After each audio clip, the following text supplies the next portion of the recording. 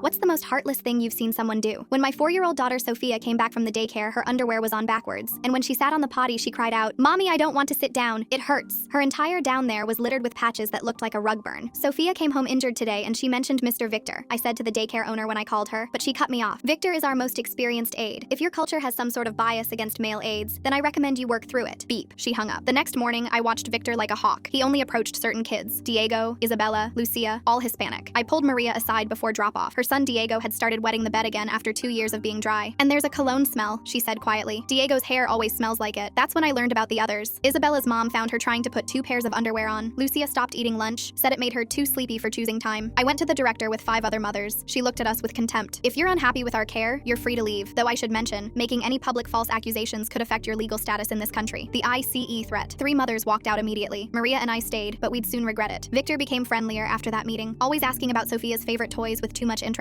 That Friday, Sophia's beloved stuffed bunny went missing. I found it on Monday morning in Victor's car when I parked next to him. "She must have dropped it," he said when I confronted him. As soon as he left, I called CPS, not even caring about my immigration status anymore. "How long has this been going on?" the woman asked, and when I said 2 weeks, she actually laughed. Children have accidents. Toys get misplaced. Without evidence of abuse, there's nothing to investigate. Meanwhile, at the police station, the officer didn't even write anything down. A teacher helping kids in the bathroom isn't a crime. Maybe focus on potty training at home, Lucy. He already knew my name. "Your daycare called, said you might come in with accusations." 2 weeks passed with no follow-up as I watched as my once bubbly child deteriorated in front of me. She regressed completely, panicking if I tried to leave her alone in any room. 2 weeks later, the director called me in for a meeting. When I arrived, Victor was there too. "Sophia has been extremely difficult," the director said. "Victor has graciously offered to provide one-on-one support during quiet time." I said absolutely not. The director smiled. "It's not optional. Either Sophia receives the support she needs, or we'll have to terminate her enrollment. And I'll have to report to the state that you refused recommended interventions." I couldn't lose daycare. My job barely covered rent, and I'd already used all my sick days. My mom was in Mexico. Every babysitter wanted more than I made in a day. Friday morning, Sophia gripped the car door. "Please, Mommy. Today is assessment day. They're going to take our pictures for the special families." I didn't understand what she meant, but I had 17 minutes to get to work. When I dropped her off, Victor was standing at the door. He took Sophia's hand and smiled at me. "Don't worry, I'll take special care of her today." Something about how he said special made me turn around and follow them inside. Victor was taking Sophia down the hallway marked staff only. I could hear her crying and his voice saying, "Remember what we practiced?" I kept going and heard Sophia's voice from behind a door marked storage. She was saying, "I did it right? I was quiet like you showed me." Victor responded, "Good girl. Now stand against the wall." I grabbed the handle. Locked. I could hear a camera clicking inside. I kicked the door even harder. Crack. The lock broke. Sophia was standing against a white wall in just her underwear. Victor had a camera. 2 other children, Diego and Isabella, sat on the floor with tears streaming down their faces. Victor stepped between me and the door. "You're trespassing. I'm calling the police." He was too calm, like he'd done this before. Sophia was clinging to me, whispering, "I'm sorry, Mommy. I tried to be good, I promise." Victor grabbed my phone. "You stupid woman. The director's brother is ICE. Her sister approves daycare licenses. 1 call and you'll be deported while Sophia goes to a nice American family who can actually provide for her." Full story on channel, link below.